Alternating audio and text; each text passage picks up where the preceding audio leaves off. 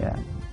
Nah, itu adalah kisah ya, kisah Abu Braga Al-Miski. Lalu bagaimana dengan berita-berita yang lain, teman-teman sekalian? Ya, saya berikan sebuah berita. Ya, coba kita lihat nih, teman-teman. Ya, ada dosen menyamar anggota TNI, kemudian gelapkan uang perusahaan 3 miliar. Kemudian hanya 35 detik perampok menguras emas senilai 274 juta. Warga pergoki pengepul rongsok memasukkan sesuatu ke dalam karung, ya, yang isinya bukan sampah tetapi malah narkoba. Ya, kemudian diberi uang. Anak di bawah umur itu dibawa ke toilet umum lantas terjadi perbuatan terlarang. Ya, kemudian ya, pengumuman Gung Alit dan Liga akhirnya ditangkap, korbannya ada orang bule. Motif pembunuhan muslim di tempat ibadah itu akhirnya terungkap. Ya, itu 2 petugas PSU berbuat terlarang di depan kantor kelurahan, tak bisa mengelak dan seterusnya. Ada juga berita ya nih, petani bejat beli 2 anak tetangga di Dharmasraya, salah satunya hamil. Tersangka pemilik panti bejat plus di Kediri tidak ditahan. Kenapa? Nah gitu ya. Ayah bejat tabuli putri kandungnya sendiri hingga hamil dan melahirkan. Ancaman pemecatan untuk oknum polisi yang merekam peluang mandi. Dugaan tindakan asusila sebelum mahasiswi cantik ya Bengkulu dibunuh ya. Tuh. Pelaku pelemparan sperma sempat akan diamuk warga. 2 bocah 5 tahun jadi korban pencabulan anak dan seterusnya. Waspada pedofil, sasar pelajar, lakukan tindakan sosial lewat medsos. Nah ini ya, 3 hasil investigasi kasus Pak Supri ajak bocah nonton aksi musuh dan seterusnya. Nah, lihat betapa beritanya luar biasa, mengerikan teman-teman sekalian. Ya, apa sesungguhnya yang terjadi? Ya, apa sih penyebabnya? Nah, inilah yang menjadi pertanyaan besar bagi kita. Ya. Ketidakmampuan dalam menahan diri itu menjadi penyebab yang utama. Ya. Kemudian terbujuk dengan kesenangan yang sesaat. Ya. Motif untuk mencari uang dan kekayaan, ya, juga kekuasaan. Ya. Coba itu orang rampok, orang illegal logging, illegal fishing. Ya, kemudian bisnis prostitusi, menjual narkoba, memakai narkoba, minum-minuman keras, berzina, korupsi, dan seterusnya. Inilah penyebabnya, karena mereka tidak mampu menahan dirinya, karena mereka ingin mencari kesenangan-kesenangan, karena mereka ingin mencari uang, mereka ingin mengumpulkan pundi-pundi kekayaan, mereka ingin meraih kekuasaan. Ya. Semuanya ini adalah memang ya, ini dimiliki oleh manusia. Manusia semuanya kepingin seperti itu. Tetapi ya, apakah harus dengan mengorbankan kehormatan diri, kemudian diri kita menjadi tidak mulia, tapi sebaliknya malah menjadi hina? Nah, inilah yang pertama kali yang akan kita bahas, yaitu tentang self control atau mujahadatun nafs atau pengendalian diri. Ya. Untuk mengetahui pengendalian diri itu apa, maka kita perlu mengambil definisinya, karena mengetahui definisi itu menyelesaikan 50% masalah. Ya. Jadi kontrol diri atau mujahadatun nafs itu adalah kemampuan seseorang untuk mengendalikan dirinya sendiri secara sadar agar menghasilkan perilaku yang tidak merugikan orang lain, sehingga sesuai dengan norma sosial, norma agama, dan dapat diterima oleh lingkungannya. Jadi kemampuan seseorang untuk mengendalikan diri, teman-teman. Ya. Untuk mengendalikan dirinya, ditahan benar gitu ya. Dan itu dilakukannya secara sadar. Ya. Kemampuan mengendalikan diri secara sadar. Nah itu. Yang kemudian ketika kita bisa mengendalikan diri itu tidak merugikan orang lain. Kalau kita kemudian tidak bisa mengendalikan diri kita, maka tentu jadi merugikan orang lain. Nah, itu ya.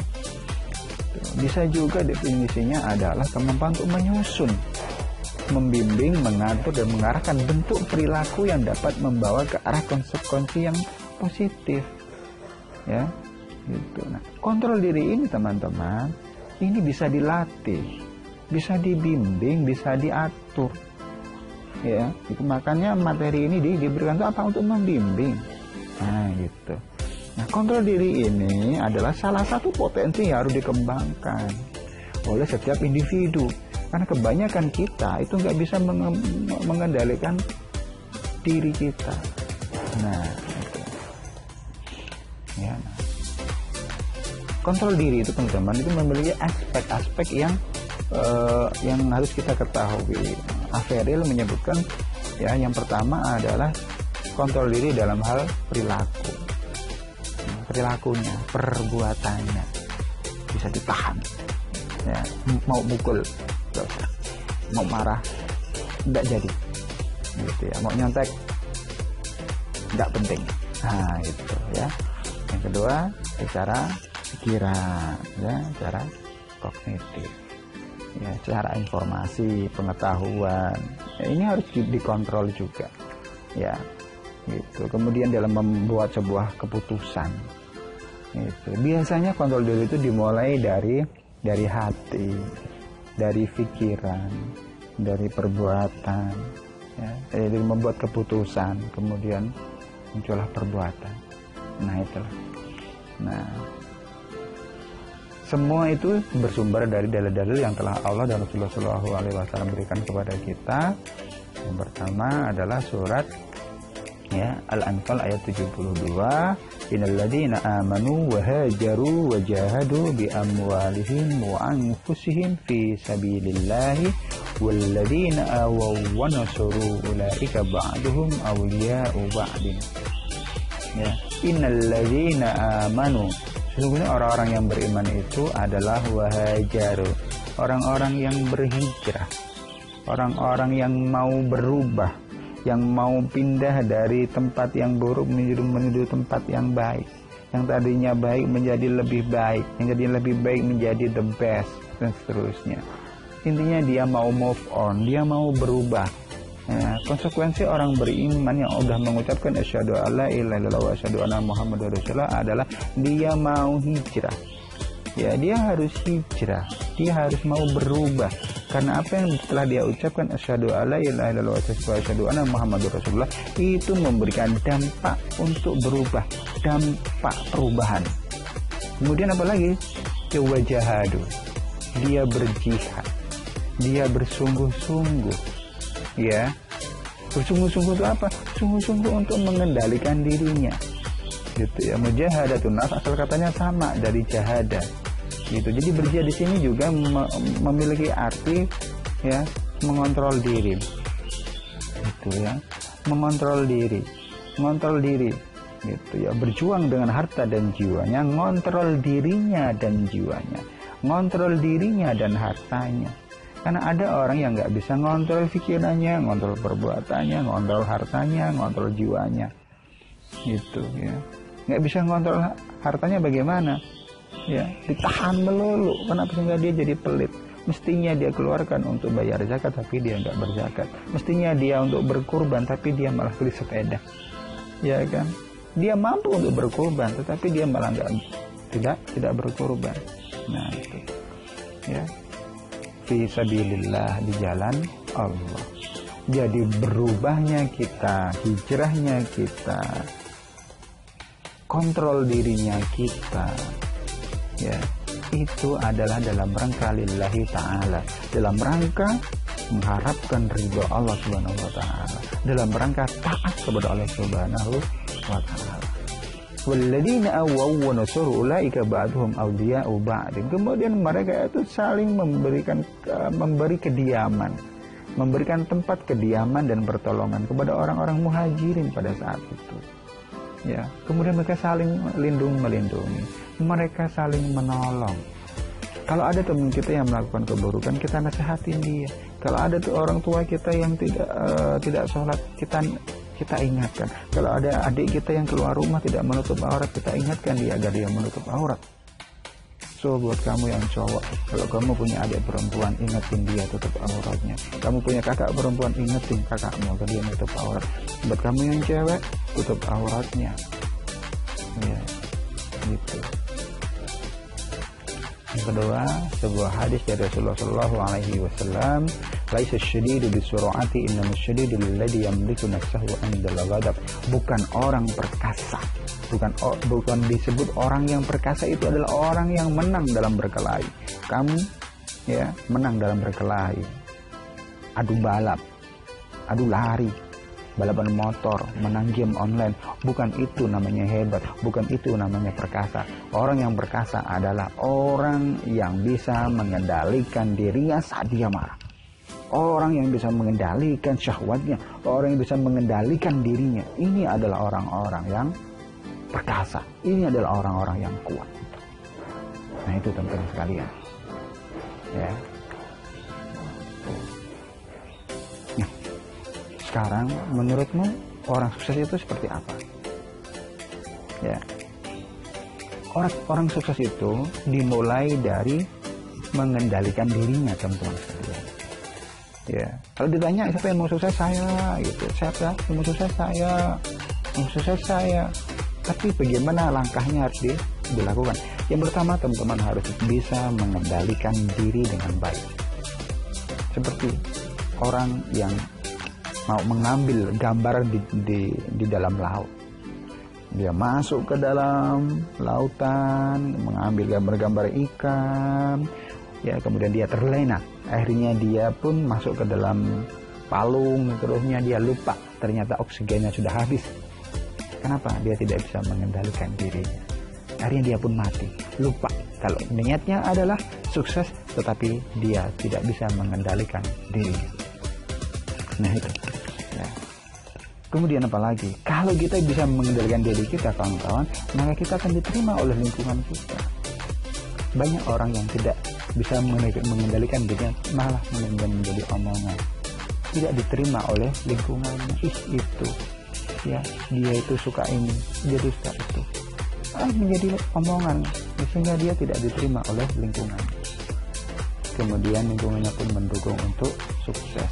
Jadi sukses itu dimulai dari kemampuan kita dalam mengendalikan diri, yang kemudian ngefek kepada lingkungannya, kita diterima oleh lingkungan kita, kemudian ya lingkungan mendukung keberhasilan kita, gitu ya. Nah, keberhasilan kita kemudian diberikan untuk orang banyak, sehingga orang banyak itu mendapatkan kebaikan dari kesuksesan kita itu. Nah, ini teman-teman sekalian. Ya. Lalu ciri utama orang yang bisa mengontrol diri itu bagaimana? Yang pertama adalah sadar diri. Ayo ngacak. Nah, itu ya. Jadi yang pertama adalah harus sadar. Ya, bahwasanya kita adalah manusia yang Allah ciptakan sebagai makhluk yang sempurna, tetapi kita tidak sempurna. Kita makhluk yang terbaik, tetapi kita tidak akan pernah sempurna. Ya, maka kita harus bisa mengaca kelebihan dan kekurangan kita sejauh mana. Kemudian kita bisa ngelola emosi. Nah, itu ya. Yang ketiga adalah bisa memotivasi diri kita. Ya, bisa memotivasi kita sehingga dengan demikian kita bisa memotivasi orang lain juga. Nah, itu ya. Yang keempat ya. Yang keempat, kita harus empati ya. Itu ciri utama orang yang bisa mengontrol diri itu adalah empati. Empati itu adalah peduli ya, peduli. Jadi ngelihat sesuatu dia peduli, dia nggak nunggu diperintah, dia nggak nunggu omongan orang lain, dia langsung melakukannya. Kenapa? Itu muncul dari dalam dirinya, dia bisa mengontrol dirinya. Oh, ini ada sampah, diambil, nggak perlu nunggu itu sampah diambil, nggak perlu, cukup dia ambil udah. Jadi dia bisa mengontrol diri dia ya, gitu. Kemudian interaksi dengan orang lain ya, dia bisa berinteraksi dengan orang lain, dia bisa mengontrol dirinya untuk bergaul dengan orang lain, sehingga dengan bergaul dengan orang lain itu kehidupan sosialnya bagus, dia diterima oleh orang banyak ya, cita-cita, niatnya, mimpinya akan terwujud. Karena kita tidak bisa mewujudkan cita-cita kita secara sendirian, tapi kita bisa mewujudkan cita-cita kita juga dengan bantuan orang lain. Nah, itu teman-teman sekalian. Ya. Nah, apa keutamaan kontrol diri teman-teman? Bisa kita lihat di dalam Al-Quran ya. Oke, yang pertama adalah di dalam surat Al-Maidah ayat 35. Nah ini teman-teman ya. Ya ayyuhalladzina amanu taqullaha ya wabtaghu ilaihil wasilah wajahidu fi sabilihi la'allakum tuflihun. Ya hai orang-orang yang beriman, bertakwalah kepada Allah dan carilah jalan yang mendekatkan diri kepadanya dan berjihadlah pada jalannya supaya kamu mendapat keberuntungan. Maksudnya apa? Kita diperintah oleh Allah Subhanahu wa taala. Kalau udah beriman, kita diminta untuk bertakwa. Takwa itu menjalankan perintah Allah, menjauhi larangannya, berhati-hati, waspada, kemudian mencari jalan-jalan yang baik. Ya, wajahidu, dan berjihadlah dan bersungguh-sungguhlah dan kontrollah dirimu di jalannya agar kamu mendapatkan keberuntungan. Jadi orang yang bisa mengontrol dirinya, dia akan mendapatkan keberuntungan. Ya, tidak ada orang yang mengontrol dirinya kemudian dia tidak beruntung. Kemudian ada lagi di dalam surat Al-Ankabut, teman-teman sekalian. Ya. Di surat Al-Ankabut ayat yang terakhir ya, kita bisa lihat ini ya, walladzina jahadu fina lanahdiyannahum subulana wa innallaha lama'al muhsinin. Dan orang-orang yang berjihad, orang-orang yang bersungguh-sungguh, orang-orang yang mengontrol dirinya untuk mencari keridhaan kami, benar-benar kami tunjukkan kepada mereka jalan-jalan kami, dan sesungguhnya Allah benar-benar berserta orang-orang yang berbuat kebajikan. Kontrol diri adalah sesuatu yang baik, sesuatu yang baik. Nah gitu ya, maka kata Allah Subhanahu wa taala memberikan, Allah mengatakan kami benar-benar akan tunjukkan kepada mereka jalan-jalan kami. Artinya apa? Orang yang mau sungguh-sungguh bekerja, orang yang sungguh-sungguh untuk bisa mengontrol dirinya, maka dia akan diberikan petunjuk jalan, diberikan jalan-jalan yang mudah oleh Allah Subhanahu wa taala. Nah, inilah ya tentang kontrol diri. Ya, maka saya ngajak kepada teman-teman semuanya untuk mampu dalam mengontrol diri kita. Ya, sehingga dengan demikian bagaimana yang diberikan oleh Allah, kita akan mendapatkan keberuntungan dan kita termasuk orang-orang yang berbuat kebajikan. Mudah-mudahan ada manfaatnya. Sampai ketemu di lain waktu ya, dan di materi selanjutnya yaitu tentang husnudzon. Assalamualaikum warahmatullahi wabarakatuh.